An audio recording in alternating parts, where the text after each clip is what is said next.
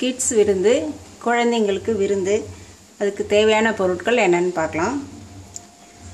Carrot பொரியல், carrot, பச்சை பட்டாணி, ப்ரக்கோலி வாங்கி வச்சுருக்கேன், பொடி பொடியாக நறுக்கி வச்சுருக்கேன். இதை பெப்பர் போட்டு ஃப்ரை பண்ண போகிறேன். ப்ரக்கோலி கிடைக்காதவங்க காலிஃப்ளவரும் போட்டுக்கலாம்.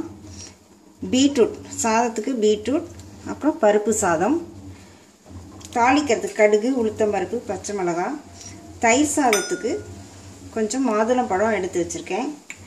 கேரட் பொரியலுக்கு தேங்காய் துருவல், தயிர் சாதத்துக்கு வெண்ணெய், ஆடையோட கொஞ்சம் தயிர் 1 ஸ்பூனு, பால், பருப்பு சாதத்துக்கு தாளிக்கிறதுக்கு நெய், உப்பு, மஞ்சப்பொடி, ஜீரகம், மிளகுத்தூள், கொத்தமல்லி தழை. பருப்பு சாதத்துக்கு தனியாக சாதம் எடுத்து வச்சுருக்கேன். இது தயிர் சாதம், கொஞ்சம் மசிச்சு வச்சுருக்கேன். பீட்ரூட் சாதத்துக்கு சாதத்தை உதிரியாக ஆற வச்சுருக்கேன். இப்போ முதல்ல கேரட் பொரியல் பண்ணிடலாம். முதல்ல கேரட் பொரியல், அதுக்கு 1 ஸ்பூன் எண்ணெய் விடுறேன். எண்ணெய் காஞ்சிருச்சு. ஒரு 1/2 ஸ்பூன் கடுகு,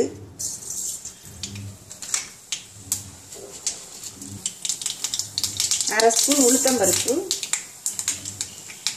குழந்தைங்களுக்கு சமைக்கிறதுனால ஒரே ஒரு பச்சை மிளகாய்,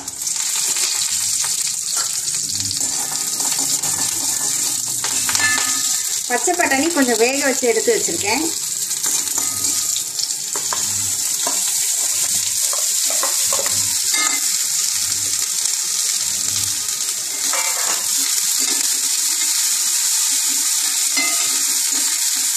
இதுக்கு தேவையான அளவு உப்பு போட்டுக்கலாம்.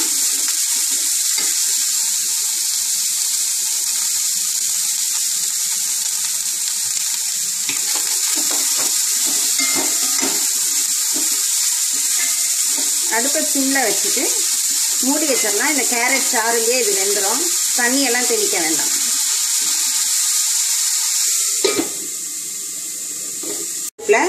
சின்ன இருப்பு சட்டி போட்டிருக்கேன். இதில் வந்து பருப்பு சாதத்துக்கு தாளிச்சுக்கலாம். ஒரு 1/2 ஸ்பூன் நெய் விடுறேன். நெய் உருகிடுச்சு. ஒரு 1/2 ஸ்பூன் ஜீரகம் போடுறேன்.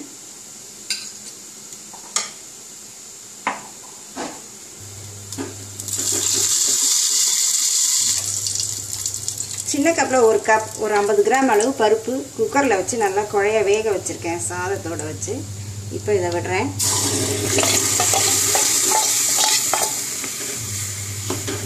அடுப்பை குறைச்சி வச்சிடலாம். கொஞ்சம் தண்ணி விட்டு மஞ்சள் உப்பு போட்டு கொதிக்க விடணும். ஒரு 1/2 ஸ்பூன் மஞ்சள் பொடி, இதுக்கு தேவையான அளவு உப்பு. இந்த மஞ்சத்தூள் வாசனை போகிற மட்டும் நல்லா கொதிக்கணும். அதுக்கப்புறம் சாதத்தை மசிச்சுட்டு அதில் விட்டு நல்லா குழையாக பிசையணும். இது கொதிச்சிட்ருக்கட்டும். இப்போ கேரட் பொரியல் ரெடியாக இருக்கும், அதை பார்க்கலாம்.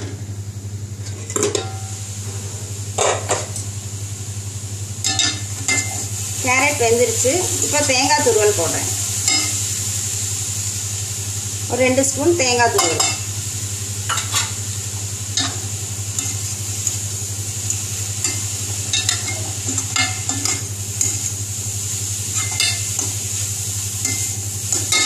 கொஞ்சம் பொடியாக நறுக்கின கொத்தமல்லி தழை, நல்லா பொடியாக நறுக்கிக்கணும். அப்போ தான் குழந்தைங்க சாப்பிடுவாங்க, இல்லைன்னா எடுத்து தனியாக வச்சுருவாங்க. அது தெரியாத அளவுக்கு பொடியாக நறுக்கி கலந்து விட்டுருணும். இப்போ பொரியல் ரெடி ஆகிடுச்சு. இதை இறக்கிடலாம். இப்போ பீட்ரூட் சாதத்துக்கு பீட்ரூட்டை நல்லா துருவி வச்சுருக்கேன். 1 ஸ்பூன் எண்ணெய் விடுறேன்.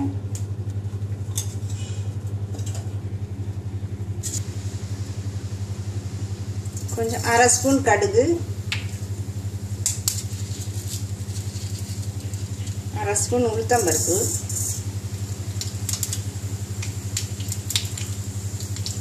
ஒரு பச்சை மிளகாய்,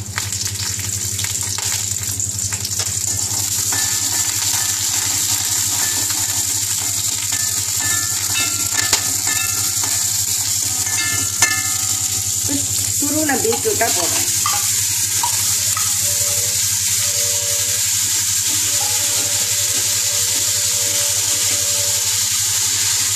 தேவையான அளவு உப்பு போடுறேன்.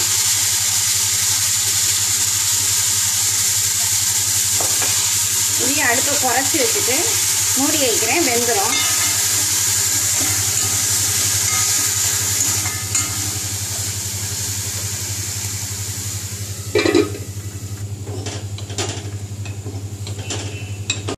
பருப்பு சாதத்துக்கு ஜீரகம் மஞ்சத்தூள் போட்டு நல்லா கொதிச்சிருச்சு. மஞ்சத்தூள் வாடை போயிடுச்சு. சாதத்தை நல்லா குழையாக பிசைஞ்சு இந்த பருப்பை போட்டு பிசைஞ்சு உருட்டி வைக்கணும். சிலர் வந்து பூண்டு போடுவாங்க. பூண்டு இடித்து போட்டால் வாயு இல்லாமல் இருக்கும். சில குழந்தைங்களுக்கு பூண்டு பிடிக்காது. நான் இப்போ பூண்டு போடலை. பூண்டு சாப்பிட்ற குழந்தைங்களா இருந்தால் பூண்டு போட்டு கொடுக்கலாம். இப்போ அடுப்பை அணைச்சிடுறோம். பீட்ரூட் நல்லா வெந்துடுச்சு. இதை நல்லா பெரட்டிட்டு சாதத்தில் போட்டு கிளற வேண்டியதுதான். இப்போ அடுப்பை குறைச்சி வச்சுட்டு இந்த ஆறின சாதத்தை இதில் போட்டு கிளறேன்.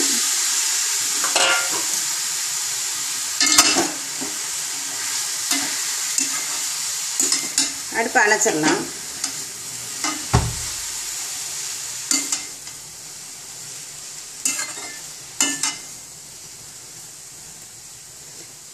நல்லா கிளறிட்டு கடைசியாக கொஞ்சமாக கொத்தமல்லி தழை தூவி இறக்கிடலாம். கலர்ஃபுல்லாக இருக்கும். பச்சையும் பிங்க்கும் இந்த மாதிரி கலர்ஃபுல்லாக கொடுத்தா குழந்தைங்களாம் விரும்பி சாப்பிடுவாங்க.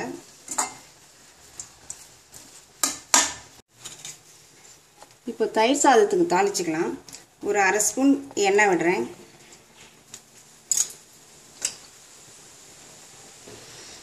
அரை ஸ்பூன் கடுகு,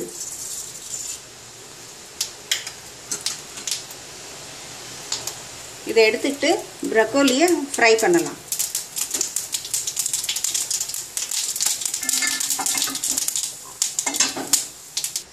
இப்போ ப்ரக்கோலி ஃப்ரை பண்ணிக்கலாம்.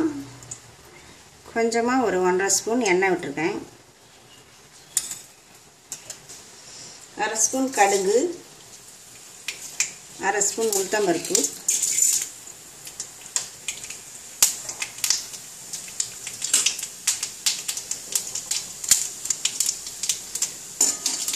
ப்ரக்கோலிக்கு ரொம்ப தண்ணி விடக்கூடாது, குழ குழன்னு ஆகிடக்கூடாது. கொஞ்சம் கிறிஸ்பியாக இருந்தால் தான் நல்லாயிருக்கும்.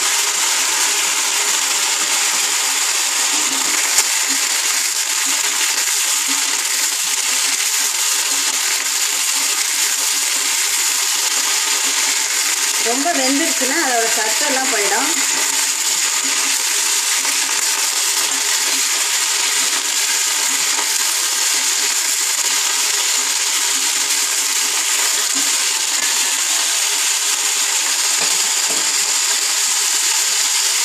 கொஞ்சம் வதங்கினதுக்கப்புறம் உப்பு போடலாம்.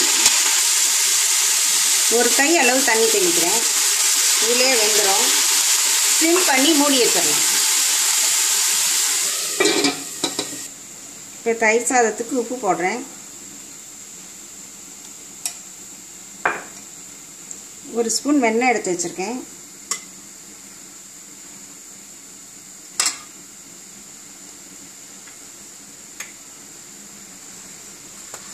சாதம் சூடாக இருக்கும்போதே வெண்ணெயை போட்டிங்கன்னா நல்லா மெல்ட் ஆகிடும். தயிர் வந்து ஆடையோட சும்மா ஒரு 2 ஸ்பூன் போட்டால் போதும்.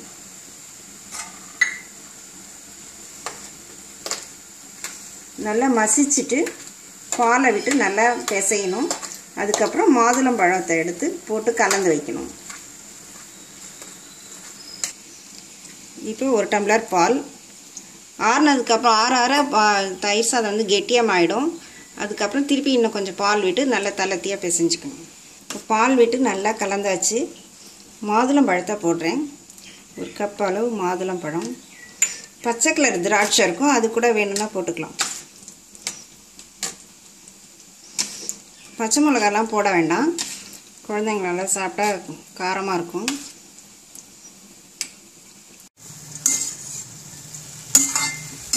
ப்ரக்கோலி வெந்துருச்சு. தேவையான அளவு உப்பு போடுறேன்.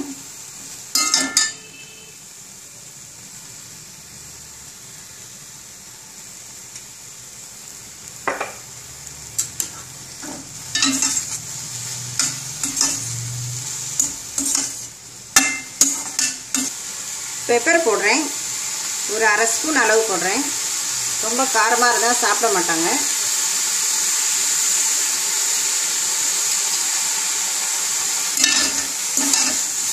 இது நல்லா பெரட்டி இறக்கிட வேண்டியதுதான்.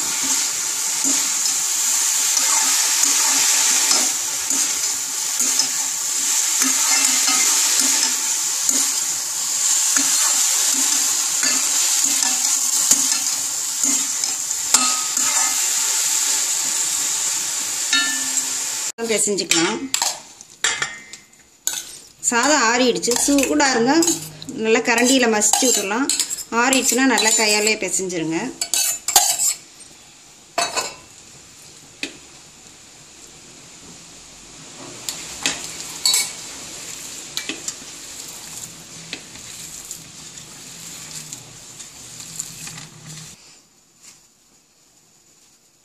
இப்போ பருப்பு போட்டுக்கலாம்.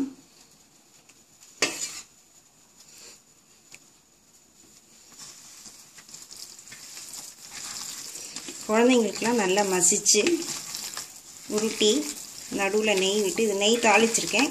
மறுபடியும் கொஞ்சம் நெய் போட்டுக்கணும். அப்போ தான் வாசமாக நல்லாயிருக்கும்.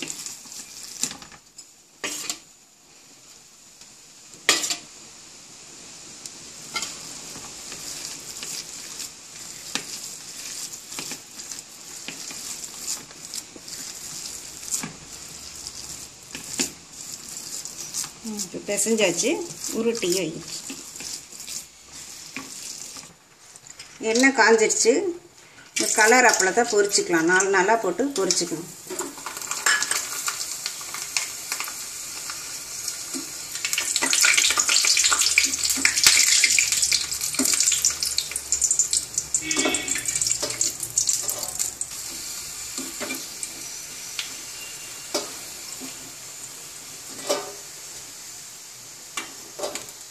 சின்ன குழந்தைங்களுக்கு உட்கார வச்சு இலையை போட்டு, சின்ன இலையாக போட்டு எப்படி பரிமாறுதுன்னு பார்க்கலாம். கேரட் பச்சை பட்டாணி பொரியல். குழந்தைங்களுக்கெலாம் 1 ஸ்பூன் வச்சா போதும். சாப்பிட்டதுக்கப்புறம் அவங்க கேட்டால் மறுபடியும் வச்சுக்கலாம்.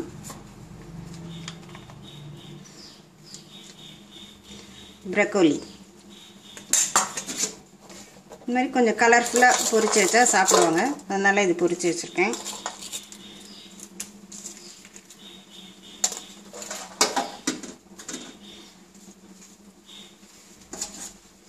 இப்போ பருப்பு சாதம் ஒரு உருண்டை, சின்னதாக ஒரு உருண்டை வச்சா போதும். இந்த மாதிரி ஒரு குழி பண்ணி ஒரு 1/2 ஸ்பூன் அதில் நெய் விடணும்.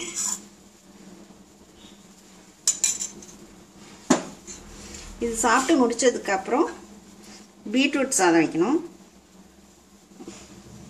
1 ஸ்பூன் வச்சா போதும். அவங்க சாப்பிட கேட்டு ஒன்றா வைக்கணும். குழந்தைங்களாம் கூப்பிட்டு வந்து கேக்கு, ice cream, tin items, packed items அது கொடுக்கறதுக்கு பதில் இந்த மாதிரி காய்கறி சத்தான உணவை வந்து குழந்தைங்கள வட்டமாக உட்கார வச்சு இலையை போட்டு இந்த மாதிரி சாப்பிட வச்சிங்கன்னா ரொம்ப சந்தோஷப்படுவாங்க. ஹெல்த்தியாகவும் இருக்கும். கிட்ஸ் விருந்து, குழந்தைங்களுக்கு விருந்து ரெடி.